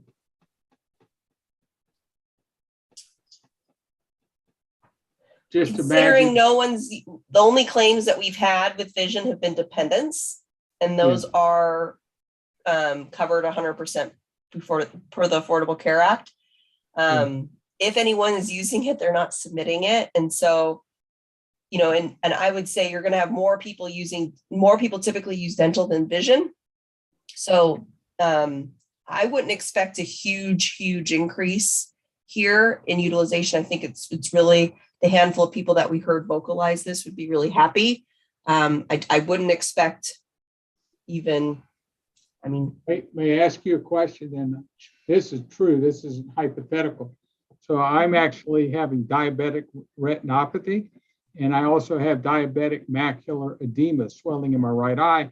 And I'm seeing one of the best doctors in the state here at Mountain View. So I'm right now under my wife's plan, very well covered, but I also have VSP, but they have decided not to. They make it where if I want to use VSP, I have to go claim it separately at some other point. So I'm not worried about the glasses and the exams. I'm actually supposed to go in, it could be as much as every month, to have my retinas injected. How much of that would be covered under this? So that's going to be covered under your medical, not your vision. Because that's a medical cost. Medical. So this is only for eye exams, glasses, contacts, things like that. More of a preventative. So to Representative Welch's point, it's more to catch. It's more of a routine preventative, and with the goal to prevent and to catch those higher cost medical eye and eye causes and issues. So does anyone want to weigh where we should go with item 6 before we move on? Yeah, I think. Go ahead. Okay, I was gonna say, you know, since she said not many people have put in for it in the past, and the majority of them are just, you know, the dependents. You know, I was kind of thinking how many people actually wear glasses. You know, I mean, this seems pretty good. You know, because with me, I just wear readers. I just buy my readers at Walmart or whatever, you know. But yeah, this seems like a pretty good thing. Because I just worry about, you know, they're all taken care of, then that's good. I'll just, you know, slug my way through it. But no, this 6 does seem good with all those options. So 6 does seem good to me too. Amy, if I were to choose to go with Meritain and go into this, would that be a life-changing event for me? Because I'm not currently covered. Well, you could come on to the plan as part of open enrollment, which does not require a qualifying life event. Okay, but what I'm saying is, would I be able to get out of my VSP that I'm paying dearly for? Yes. So sorry, my apologies. Yes. So your open enrollment and coming on here with the city would be a qualifying event for your other coverage. Yes. I thought so that I could cancel it. Thank you very much. Because no sooner than I chose it in December, Mountain View waited till the end of January to tell us what their decision was on VSP. So I said, well, that's really great. I went to go get this and now I don't need it. So thank you for letting me know that. So we'll accept that too, I guess. Yeah, perfect. Yeah, and that can be a bit confusing because to that point, different if your spouse has open enrollment different times of the year, that's where you can allow that. Now, if they try to give you pushback and you need something, if the city just gives you letterhead, typically a lot of places are used to that. You just tell them what it is and you might have to supply something to prove it. But typically if you're coming off, it's not an issue. Thank you, Martina. The next three, so this is stop loss. So this is insurance that pays for claims above a certain threshold. This is relatively pretty much flat. I mean, it is reducing. We've had a laser, which so this is one individual that has had high claims. You have a higher threshold that the city's liable for, and it's been $100,000, and theirs is coming down to 90,000. So it's a reducing the liability on the city and a nominal flat increase. And we did take this out to market, and we took it to over 11 different carriers, and your current carrier was the most cost effective. So we do take this out year to year. We just try not to bother you with the minutia and bring you the best price. So we were able to do that, which I think is great. And Amy, part of the minutiae is of the 11, didn't 5 say they didn't want to bid on it? Yeah, 5 were unable, they didn't provide data because they weren't competitive. And typically that means they take a look at the rates and say, we can't come close to this, or they're not able to meet the risk and beat the rates. So. Okay. Yep. And then Mutual of Omaha, these are your ancillary short-term disability, long-term disability. These are all in rate guarantee. So there's really no decision point there. That's just maintaining those benefits as part of the package. We'll be revisiting those next year. Colonial Life benefits, those are paid by the employee. So no cost to the city, just maintaining those on the menu to allow employees to deduct those through payroll deductions should they choose to enroll. The last decision point is really payroll deductions. So obviously we're adding a fair amount of new benefits, which is increasing costs. And so really there's 3 options, and we can vary this if you have other additional feedback, but a couple of options that I threw out from a payroll deductions standpoint is 1, no change. The city absorbs the full increase of cost to add these programs. Option B would be to share this. Now, this calculation was taking into consideration adding healthy merits. But so maybe you could do just knowing that as far as being mindful of that. So option B would be to increase deductions $5 for an employee and $10 for a dependent per pay period. Now, I know that deductions haven't been increased in some time. This is, to me, palatable to help as costs have increased and the city has postponed this. If you were wanting to make kind of a middle ground, this I think would be very palatable to employees and with a variety of enhancements to their plan. This would increase about $8,840 in annual employee deductions. So obviously the city would take that additional dollars in to help invest in these new additional programs. There is a third option to increase deductions to $20 for an employee, $30 to the dependents. And that does equate to about $27,560. This may not be as palatable considering that is more than the increased cost of the programs. But we can also, if you wanted to do 10 and 20, we could do it in between if from a budgetary standpoint, the city felt that there needed to be some additional increases, or we could do a multi-year strategy, just knowing that we haven't made these incremental changes in a few years. It's been many years. When does that decision need to be made?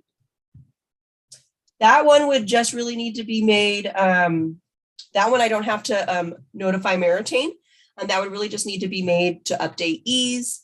And what ease is that we use that to manage the portal and elections for employees and to finalize employee election or employee materials. So that could be done in a little bit of time.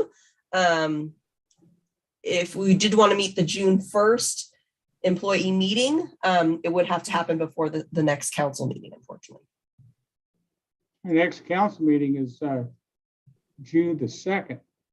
I mean, excuse me, I'm sorry, it's June the 6th. I keep wanting to say the 2nd, it's June 6th. Yeah. We would have to know by the June 6th meeting, would we not? Well, it would all depend on when we want it. So currently we have employee meetings slated for June 1st. So if we did not have that decision by then, we would, if we needed to wait to the next council meeting of June 6th, we would have to push out that employee meeting. That couldn't be the worst thing, could it? The downside to that is the later into June, elections are made, if people do make changes, then there can be delays in their enrollments and they're getting updated ID cards and the plan being effective July 1st. Okay, we'll have to figure that out. We'll get with you and update not only the council, but the employees and what we decide to do about that, unless somebody wants to make a decision now. I've got my hand up. I'm trying to see, all of a sudden you're not on my board for whatever reason. Let me go back. There, I got you. I had to keep going. It won't show me everybody at the same time. Thank you. Go ahead. Yeah, I would recommend that we go with an option D, which is increase the employee deduction to $10 and the dependent to $20.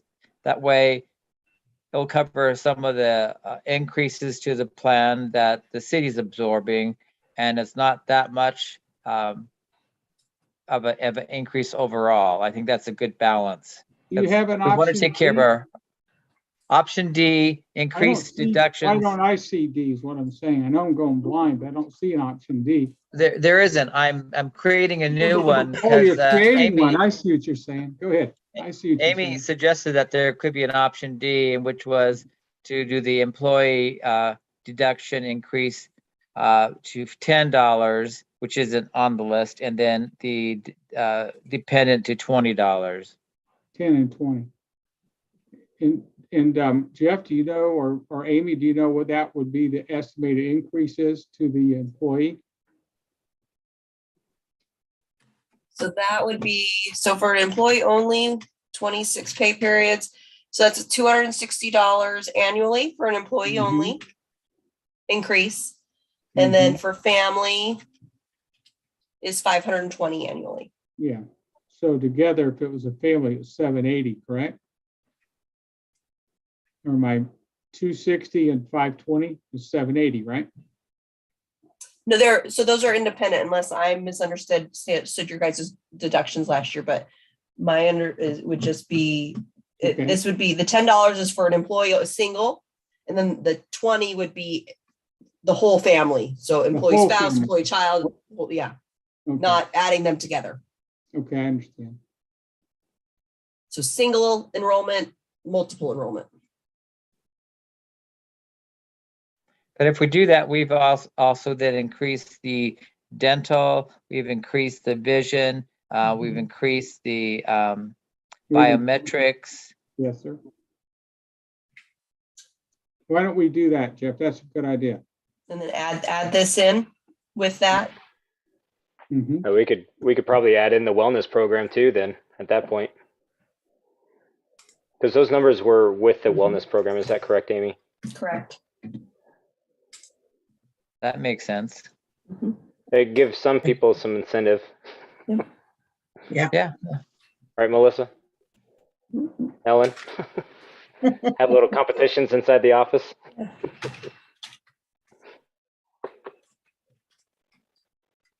And I want you to know, Amy, that that right here in City Hall, they know I'm going blind. So you're not the only one using small type that I can't see. Well, and I try every time I try to make it bigger. See, there it goes again. Yeah, It see what keeps it does. staring out on me.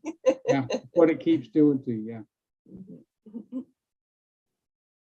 Okay. I know that was a lot, and I appreciate you guys all going through that with me and reviewing it.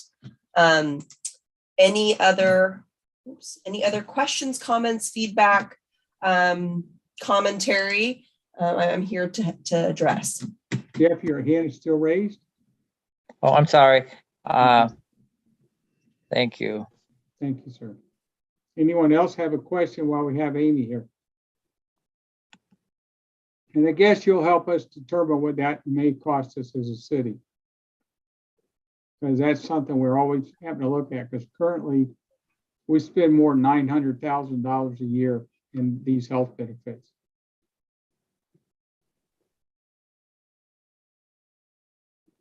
Is that possible, Amy, that you could get us a pretty good guesstimate where we're at?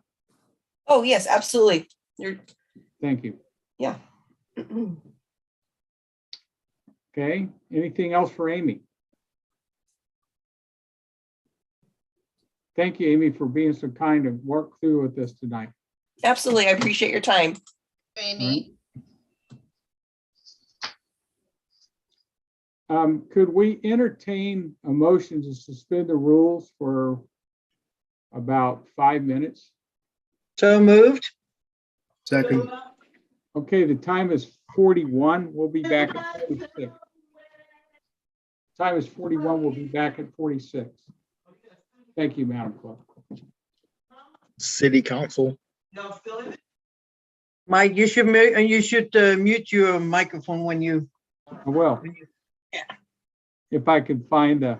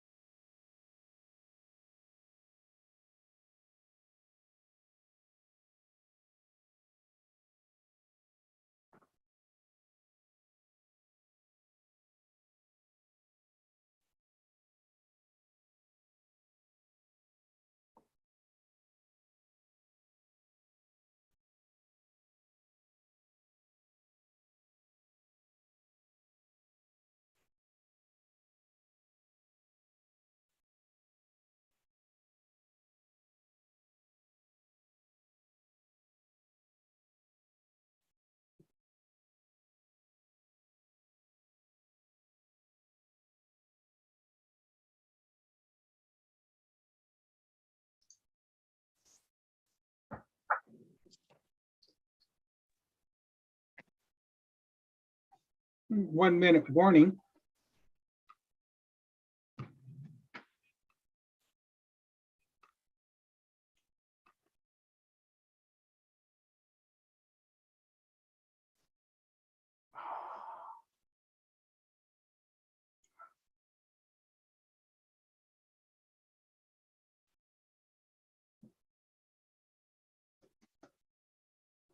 Okay, so the time now is back 8:46. We can come back into session. Madam Clerk, are you with us? Can't hear or see the clerk. Madam Clerk, can we get the screen back to the packet? You want me to bring up the packet on the screen? I've lost the Zoom that, oh no, never mind. I know where I'm at now. Yeah, it's back. It looked exactly like what she had, but it wasn't. It was me with it all blown up from the packet itself. So let me get back to where we're at. Thank you for your patience here. I had the packet. So we're now moving on. Ongoing projects still continue. I have one update, ongoing projects, item B, and that's the refurbishment of the chambers. We know now that the carpet hasn't shipped out of Seattle yet. I'm waiting to hear from Planback when it does ship. And we're trying to get the chambers painted in time to have that done. And in the meantime, so we'll have the chambers painted before the carpet arrives. Hopefully the carpet can be installed during the Memorial Day weekend, that we can at least get things moved off of the floor in the fishbowl out of all the offices to get the fishbowl carpeted first and foremost. Then we'll move stuff back and lastly have the carpet put in the chambers. And I did talk to Jonathan Huff from Alaska Universal Productions on Friday the 13th live. He was doing the production for the event at the Thunderdome. He said it's still scheduled to ship our new system. All its components are scheduled to ship to him on June the 3rd. When he gets them is anyone's guess. But hopefully he'll have everything so that we can open our chambers back on the 5th of July, Tuesday the 5th. That's what we're shooting for, if everything works out. Any questions on the chambers ongoing project? Madam Clerk, if I forgot any ongoing projects? Nope, I don't think so. Okay, thank you. We go to item 10, citizens' comments. Madam Clerk, can you introduce any citizens that have things to comment on items not on the agenda? Yes, so we have Ms. Patrice Lee with us on the phone. She wrote the letter to the editor that I sent to the council earlier today. Okay, would you please keep the time for us? Time now is 8:49. Ms. Lee, can you hear us okay? Hello? Mr. Mayor, Can you all hear me? I hear Jeff Jacobson. Are you talking to me, Jeff? yeah, just Mr. Mayor, I'm going to have to sign off because I have to catch an early morning flight to Anchorage. Yes, sir. So Go ahead. thank you. Will the record please show that Councilman Jacobson has left at 8:49? Safe trip, Jeff. Thank you. Be very good, Jeff, and stay in touch if you need anything.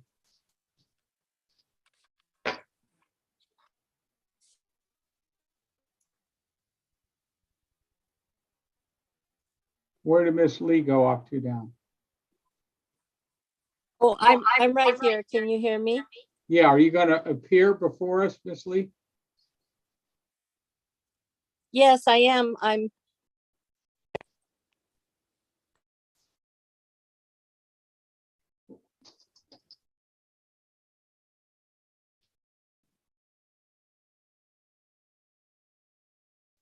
okay. Somehow or other I got muted a second time. I'm sorry. Can you hear me okay now? I can hear you. I just can't see you. Okay, let me do a change of that as well. Thank you. There babe. we go. Ah, there she is. Oh. Good. That's you. There you go. So, yes, good evening, Mayor Welch, council officers and council. Thank you for the opportunity to testify. Tonight I'm testifying on something I feel really strongly about, and that's the health and safety of our communities.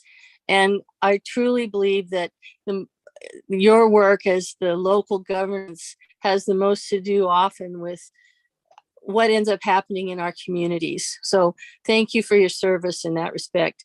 So I just wanted to read what I've had to say and ask for opportunity for questions. My topic is no to military housing on polluted properties. And leaders of the Fairbanks North Star Borough, State of Alaska, state finance agencies, and our congressional delegation have aggressively sought and secured the F-35 fleet at the Eielson Air Force Base. Promises and assurances were made. And in terms of military housing, the borough has fallen short of expectations. In an ongoing effort to provide housing for our military members and their families, there are several proposed projects being evaluated this time, and some of them are unknown polluted properties. And out of the letter, I'll say that it's my understanding that you're tasked with some possible upcoming decisions in this regard. On with the letter. Polluted properties, whether the pollution is sulfolane, PM 2.5, heavy metals, or one of the thousands of types of cancer-causing neurotoxic PFAS compounds, should not be in consideration for military housing. For that matter, any housing until such time as the pollution and its bad effects are mitigated. These families that would live there are in the prime of their lives, and their children are growing and developing. Local government should not purchase privately owned polluted property, because the public then becomes liable both financially and ethically for the outcomes to people from living on that land. Local government properties that are polluted or suspected of being polluted need to be thoroughly and transparently tested and remediated before projects are promoted. Housing our valued military and their families, or any families on polluted property where their children will play, breathe the air, and by the way, PFAS dust does get in the air and you breathe it, and a garden might be grown, is a good way to put them in harm's way without firing a single bullet. I don't believe that's anyone's intention. The golden rule should apply, and I hope that if you are in the future faced with a decision such as this, that you would think about all these things and ask yourself if that's where you would want to live. And with that, thank you again for your service, and I wish you all the well in determining all the things you have to do. Thank you, Ms. Lee, for bringing that to our attention. Does anyone have a question for Patrice at this juncture?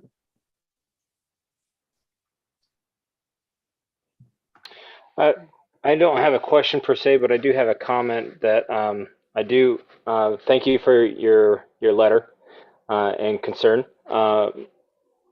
As from experience, I actually grew up in an area that was a Superfund site for Point of EPA. information, Mr. Mayor. Yes. State your point.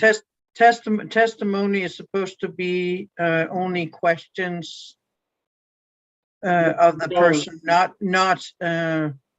yes. You can ask a question of the person who is testifying, but you can't add your own story to it, Mr. Keller. Okay. Sorry. Okay, no, that's fine. Thank you, Councilwoman. That's correct. So, Madam Clerk, I will yield. To state your ruling on that, Madam Clerk. You're the parliamentarian. What do you say, Madam Clerk? Well, I mean, I agree with her. She's right. Okay. And I mean, is he intending to ask me a question about was I aware of certain situations that may be related to what I testified to? he might very well. Mr. Keller, is that what your intention is or not? Or is it Oh, to share your own personal insight? no, so my intention was to thank her and to have her understand, and the public, that we're aware of this, like the situation, and we want to do the best for our citizens and the soldiers and airmen. So, thank you. Thank you, Mr. Keller. You're absolutely correct. Anyone else with any comments or interrogatory questions? Ms. Lee, thank you very much for coming to us tonight. Appreciate your concern. Again, and be safe and good evening to you all. You're welcome. Thank you, ma'am. Madam Clerk, anyone else for citizens' comments? Nope, that's it. Seeing none, I declare citizen comments are now closed at 8:55. Old business, item 11, there is none. New business, we have item A, North Pole Police Department tuition reimbursement for Allison Truback. On pages 89 to 96, Chief Dutra, would you take that away for us? Yes, thank you, Mayor. Good evening, council members and Mayor. So I have put before you a tuition reimbursement request. And in that packet, there is a memorandum from Allison Trubatz, our executive assistant for the North Pole Police Department. She has completed 5 classes to finish off her degree.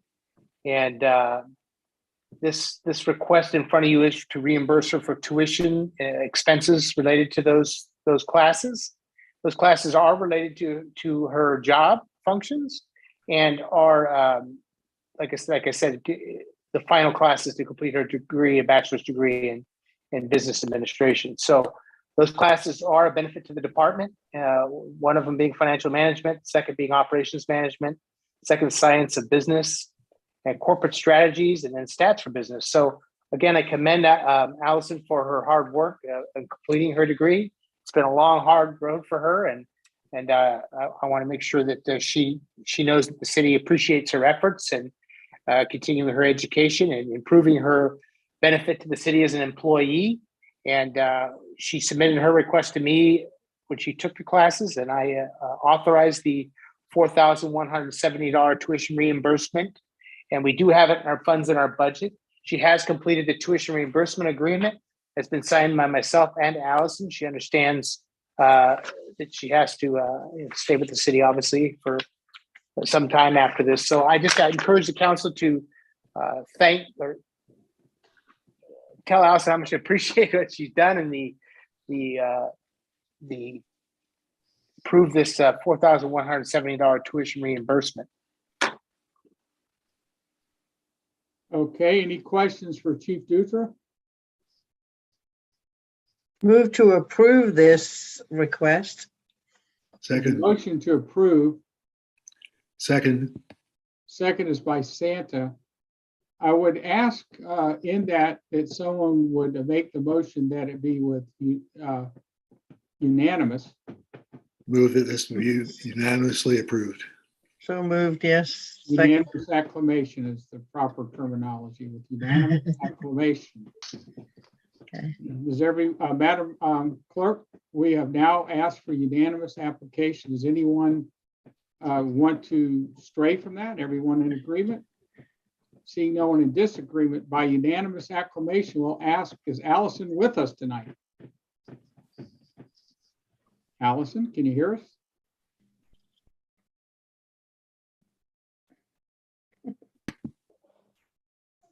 Chief, is she with us tonight? I see her on the list. I see her. Yeah, She has 2 I little see her ones, so name. who knows? She's trying to do something there.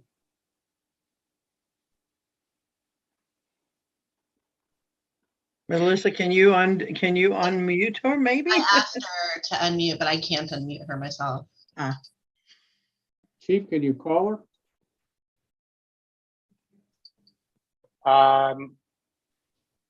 Yeah, I guess I could try if she's, yeah. I would say it is late. She's got 2 little kids, so she may be attending to them. Hang on one second. Trying to hurry up and close this out. Anyhow, seeing that we are trying to get her, in the meantime, Madam Clerk, would you please record at 9 o'clock that the council that was in attendance was 6-0 in unanimous consent, unanimous to award this to Allison Truback. So can't get her online, and so I'm going to ask now item 13, Madam Clerk, who goes first with closing comments, council comments? Mr. Keller?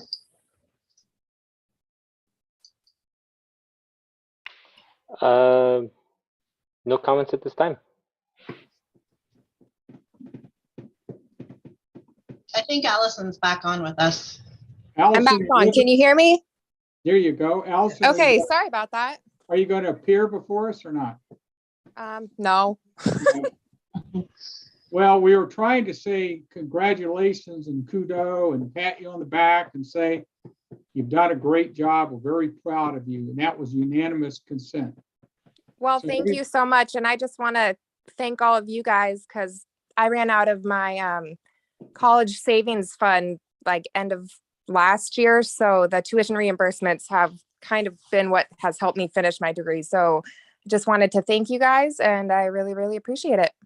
And you can thank your chief for keeping us up to date on this throughout the course of more than a year so that we realize the actual sacrifice that you made, not only as an employee and not only as a student, but as a good mom trying to juggle all these things at the same time.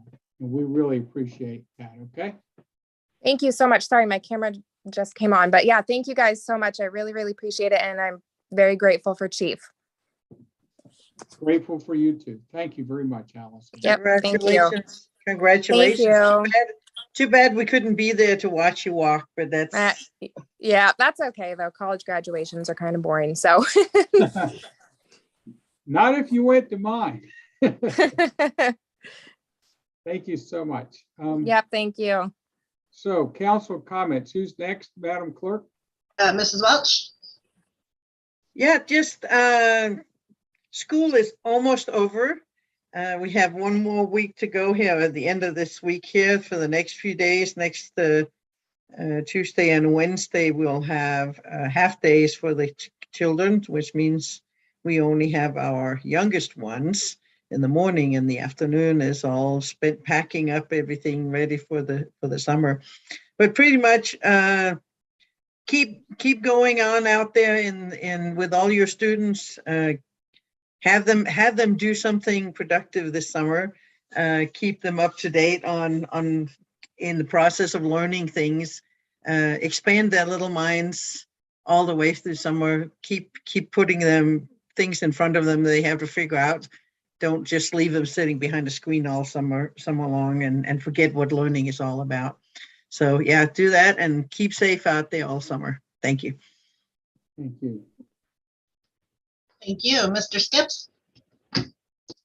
I have nothing. Thank you. Thank you. Mr. Claus? Just a reminder, the police departments and the Special Olympics torch run this weekend. Also, the open house at the fire department. I plan to do the best I can to be there. Thank you. Thank you. Mr. Cromer? I just want to say congratulations to Allison and getting her degree. And other than that, no other comments. Thank you. Mr. Mayor? Yes, but of course, first off, besides the open house with the fire department, it's the same day that Cruising with Santa. So if there is any way that I'm actually here on Saturday, I will actually go to both if I'm here. I'm not so sure where I'm going to be out on the face of the earth. Well, I'll be in the hospital. If I'm in the hospital, obviously I won't be here. But if there's any way that something's going to change, I will actually be there. I will say that in the big scheme of things, I'm having, I've attempted to get in touch with the mayor of Buffalo, New York, Byron Brown, because I watched him past weekend since the events unfolded with Buffalo. I know he's hard pressed. Any mayor would be at this point about what do we do? What's it going to take for us to stop letting this happen? How much incentive do we have to get as everyday citizens to say, let's stop all this? This is just sheer nonsense. And he, as a mayor, he does not pretend to have the answers. None of us would. I would not want to be in his shoes right now. If you get a feeling that you should and could, I'm sure he'd appreciate it, even if you look up his email and just send him a word of encouragement that we're behind him on this and we would like this to come to an end. I think one of the biggest things on Face the Nation was, what if we could have gotten in touch with this young man who's 18 years of age? So he's an adult if someone had gotten in touch with him during Parkland or which is near Fort Lauderdale, or any of the other atrocious events that have gone on, that may have changed his mind. Maybe so. I'm not so sure that would. To have had laws on the books, you know, the laws are no better than the people who uphold them. There is absolutely no way that laws on the books would have made a difference in this case to me, because this person bought those weapons legally. He posted a 180-page manifesto online 2 days prior to this. He drove 3 hours from his hometown and selectively chose where he wanted to do the most harm that he could, and yet he feels he's not guilty. And this is a very sad commentary on where this nation is headed sometimes. So I have a feeling that the mayor, his name once again is Byron Brown, that he would appreciate any support you could give, even if it's just in an email. And I know that they are going to be going through this, and so is the governor of New York, because her hometown is Buffalo, New York. So with that in mind, I will say that we need to do the best we can to support our local police in our community and be the best that we can, and support those citizens that are trying to do their best. And for that, I would ask, do we have someone that would motion for adjournment? Motion to adjourn. Second. So there's a motion by Welch, seconded by Claus, to adjourn at 9:07, our area code. So we are adjourned. Thank you, council mates, and have a good night. Bye. Bye, everybody.